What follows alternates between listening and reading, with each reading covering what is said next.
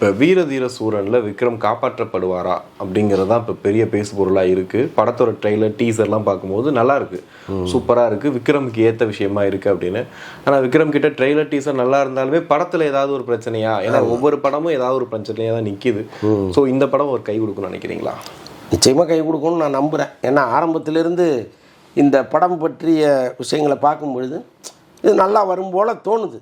தங்கலானுக்கும் நம்ம அப்படி தான் தோணுச்சு. ஆனால் கூட நான் சொன்ன அந்த பேக்ரவுண்ட் வந்து ரொம்ப வெறுமையாக இருக்குது, ஒரு மாதிரி ட்ரையாக இருக்குது. என்ன கதை ஒரு டீட்டெயிலாக சொல்லி நான் சொல்லியிருந்தேன். அதே மாதிரி தான் அது ஆச்சு.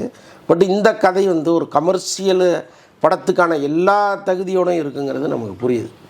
அந்த டீசர்லேருந்து பார்க்கும்போது அப்படி தான் இருக்குது. இப்போ இன்னைக்கு கூட ஏதோ ஒன்று வெளியிட்டிருக்காங்க, விக்ரம் வந்து ஒரு துப்பாக்கியால் சொல்கிற மாதிரி.